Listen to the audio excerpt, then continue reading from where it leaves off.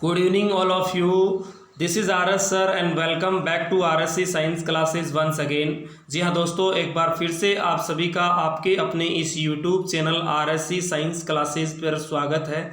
जैसा कि दोस्तों आप लोगों को मालूम है, हम एवरीडे आप लोगों के बीच रोज़ जनरल साइंस के 20 से 25 क्वेश्चन, 15 से 20-25 क्वेश्चन आप लोगों के बीच रोज़ लेकर 8 बजे लाइव रहते हैं।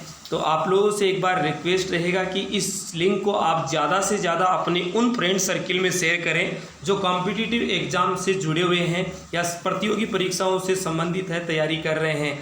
तो हम आज जिस सेशन पर चर्चा करने जा रहे हैं वो है ध्वनि यानी कि साउंड से संबंधित जितने भी ऑल कॉम्पिटिटिव एग्जाम में क्वेश्चन पूछे जाते हैं उन पर हम लोगों का इस सेशन में चर्चा रहेगी। तो आप अपना खुद का आंकलन कर सकते हैं कि अभी तक हम इसमें कितने प्रिपेयर हैं। सही आंसर आप अपना कमेंट बॉक्स में करेंगे। और एक बार फिर से पुनः आग्रह रहेगा कि ज़्यादा से ज़्यादा अपने फ्रेंड सर्किल ग्रुप में इसको शेयर करें ताकि ज़्यादा से ज़्यादा स्टूडेंट हम लोगों के साथ जुड़े और हम और ज़्यादा मोटिवेट होकर आप लोगों के लिए बेहतर से बेहतर कर पाए।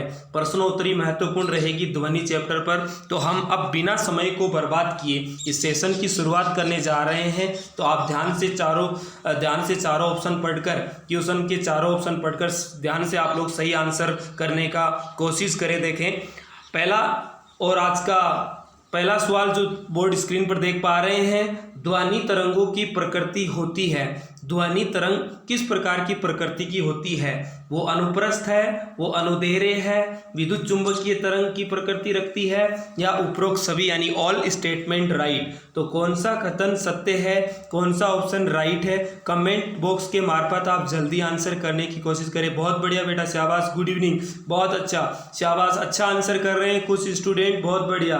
अनुदैर्घ्य टाइप की ध्वनि तरंगों की प्रकृति होती है और अनुदैर्घ्य तरंगें होती है वो सभी माध्यमों में चल सकती है। बच्चा एक निर्वात को आप लोग छोड़ दें, वैक्यूम में ध्वनि संचरण संभव नहीं है क्योंकि वो अनुदैर्घ्य तरंग होती है और अनुदैर्घ्य तरंगों को चलने के लिए कोई ना कोई माध्यम की आवश्यकता होती है। इसलिए ध्वनि जो तरंगों की प्रकृति होती है बच्चा वो अनुदैर्घ्य होती है। नेक्स्ट लाइन आप लोग बोर्ड स्क्रीन पर देख पा रहे हैं, मनुष्य कितनी आवृत्ति की तरंग को सुन सकता है? पहला ऑप्शन आप लोग पढ़ पा रहे हैं 0 से 20 हर्ट्ज तक, दूसरा ऑप्शन पढ़ पा रहे हैं आप लोग 20 से 20,000 हर्ट्ज तक, तीसरा ऑप्शन पढ़ पा रहे हैं 20,000 हर्ट्ज टू अबव और लास्ट वन ऑप्शन देख पा रहे हैं नन ऑफ दीज या उपरोक्त सभी या इनमें से कोई नहीं। लास्ट वन ऑप्शन है बच्चा उपरोक्त सभी। तो कौन सा कथन सत्य है, कौन सा इस लाइन के लिए राइट ऑप्शन होगा, ये जल्दी कमेंट बॉक्स के मार्फत आप आंसर करके बताएं। देखें तो हम लोग कितनी तरंग की आवृत्ति को सुन सकते हैं? 20 से 20,000 हर्ट्ज तक की आवृत्ति को सुन सकते हैं। ये सर्वे तरंगे की आवृत्ति होती है और मनुष्य सर्वे तरंगों को आवृत्ति को सुन सकता है। तो 20 से 20,000 हर्ट्ज तक की हम लोग सुन सकते हैं। इसमें B1 ऑप्शन आप लोगों का एकदम सही जवाब जाएगा। नेक्स्ट क्वेश्चन आप लोग बोर्ड स्क्रीन पर देख पा रहे हैं बच्चा, ध्वनि की चाल अधिकतम किसमें होती है? तो वायु पहला ऑप्शन पढ़ पा रहे हैं, जल दूसरा ऑप्शन पढ़ पा रहे हैं, निर्वात आप लोग तीसरा ऑप्शन पढ़ पा रहे हैं, लास्ट वन ऑप्शन आप लोहा पढ़ पा रहे हैं। अधिकतम चाल ध्वनि की किसमें होती है, यह क्वेश्चन आप लोगों से किया जा रहा है। तो पहला यानी सी ऑप्शन तो पहले ही कट हो जाएगा। मैंने अभी आप लोगों को बताया कि ध्वनि की चाल निर्वात में संभव नहीं है, संचरण ध्वनि का निर्वात यानी वैक्यूम में नहीं होता है। वायु, जल और लोहे में से तीनों में से एक ऑप्शन आप लोगों को कमेंट बॉक्स के मार्फत जल्दी आंसर करके बताना है। शाबाश बेटा, बहुत बढ़िया, सही जवाब आ रहा है एकदम। D1 ऑप्शन आप लोगों का सही जवाब जाएगा लोहा। लोहे में बच्चा ध्वनि की चाल सबसे अधिक है इन 3-4 ऑप्शनों में से। लोहे पर जो ध्वनि की चाल का मान होता है, लोहे में ध्वनि का चाल का मान होता है 5130। कितना होता है बच्चा? 5130 मीटर प्रति सेकंड की रफ्तार से लोहे में ध्वनि चलती है। नेक्स्ट क्वेश्चन आप लोगों से पूछा जा रहा है 4 नंबर का, एल्यूमिनियम में ध्वनि की चाल का मान क्या है? एल्यूमिनियम में ध्वनि की चाल का मान क्या है? 1443 मीटर प्रति सेकंड, 1450 मीटर प्रति सेकंड, 332 मीटर प्रति सेकंड और लास्ट वन ऑप्शन पढ़ पा रहे हैं 6420 मीटर प्रति सेकंड। तो क्या सही जवाब होगा? जल्दी कमेंट बॉक्स के मार्फत आप आंसर करके बता दें। एल्यूमिनियम में ध्वनि कितना तेज दौड़ती है? तो आप लोगों को बता दें 1443 मीटर प्रति सेकंड जो चाल है ये ध्वनि की जल में होती है बच्चा। 1450 मीटर प्रति सेकंड जो चाल है ये ध्वनि की पारे में चाल है। पारे में ध्वनि 1450 मीटर प्रति सेकंड की रफ्तार से दौड़ती है। और 332 मीटर प्रति सेकंड जो होता है वो सब लोगों को मालूम है वायु में होता है। एक लास्ट ऑप्शन बच गया आप लोगों के पास D1, तो ये फाइनली इसका सही जवाब जाएगा। 6420 मीटर प्रति सेकंड की रफ्तार से एल्यूमिनियम में ध्वनि की चाल का मान होता है। शाबाश बेटा। 5 नंबर का सवाल आप लोग बोर्ड स्क्रीन पर पढ़ पा रहे हैं, जल्दी आंसर करें। बहुत आसान है, बहुत इजी है और इस सवाल में तो आप सभी का सही जवाब आना चाहिए। बहुत बढ़िया, सभी का जवाब सही आ रहा अभी तक, शाबाश, बहुत बढ़िया।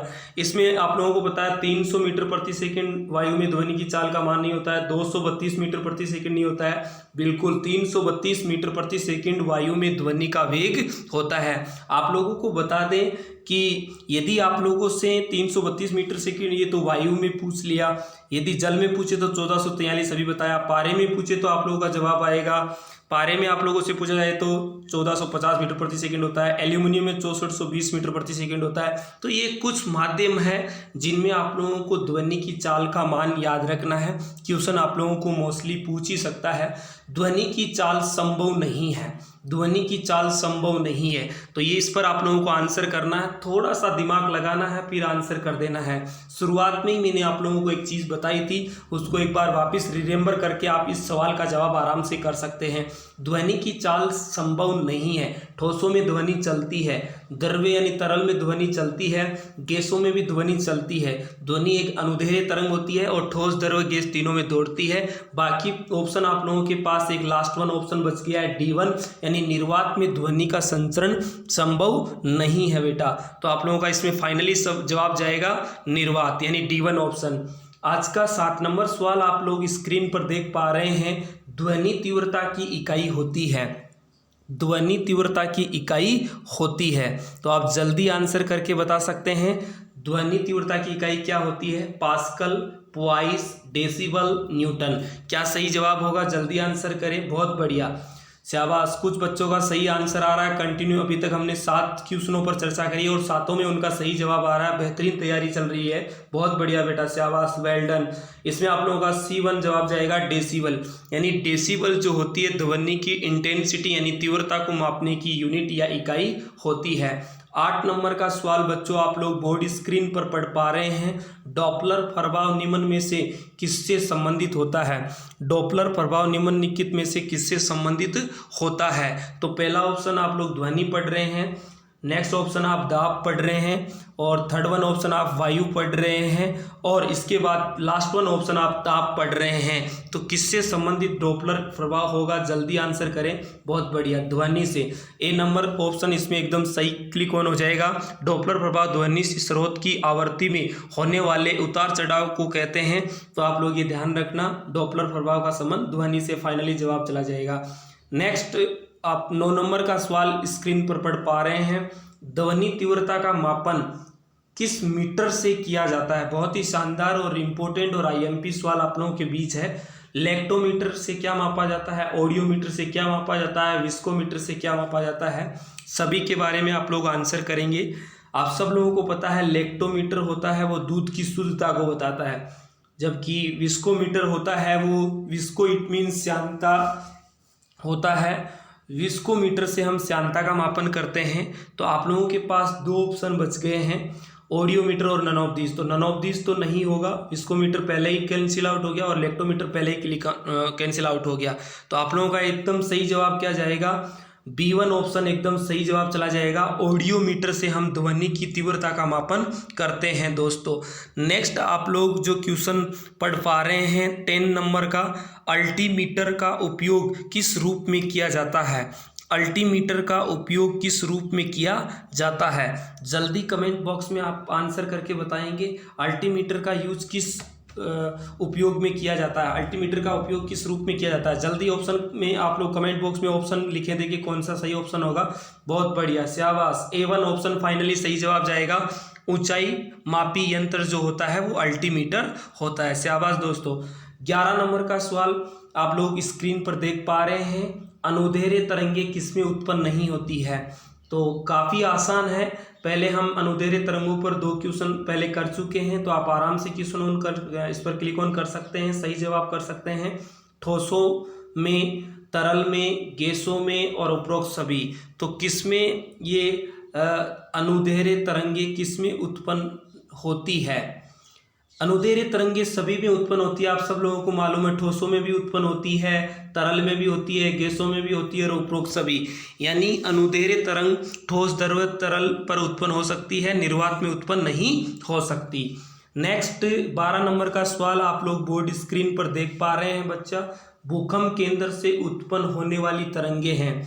जब भूकंप आता है तो कौन सी तरंगे उत्पन्न होती है? पराश्रव्य तरंगे यानी अल्ट्रासोनिक वेव।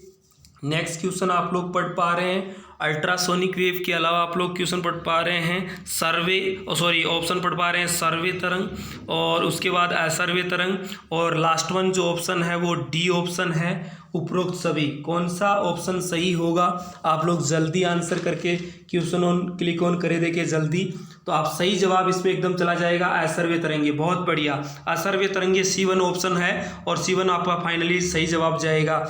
अनुप्रस्थ तरंगे ठोस में उत्पन्न होती है, जबकि अनुदैर्घ्य तरंगे ठोस, द्रव व गैसों में उत्पन्न होती है, आप लोगों को पता है।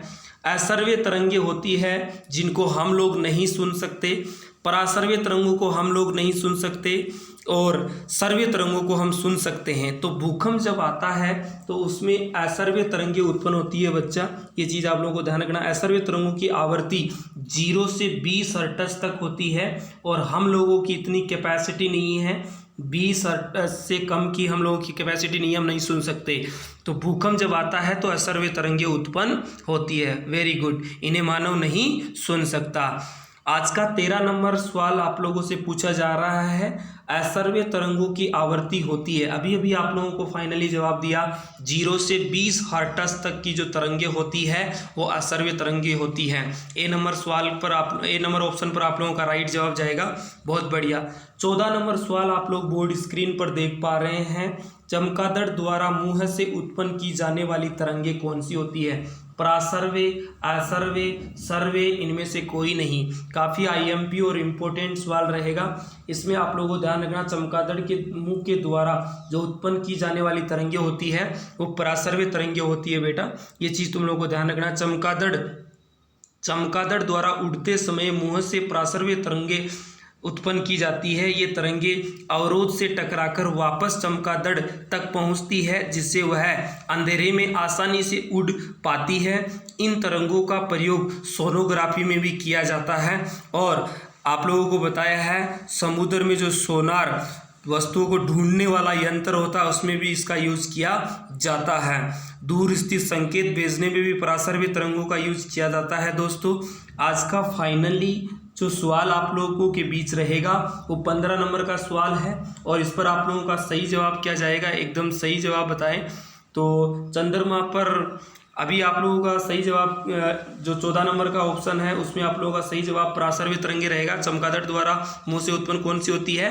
अल्ट्रासोनिक या परासर्वे तरंगे।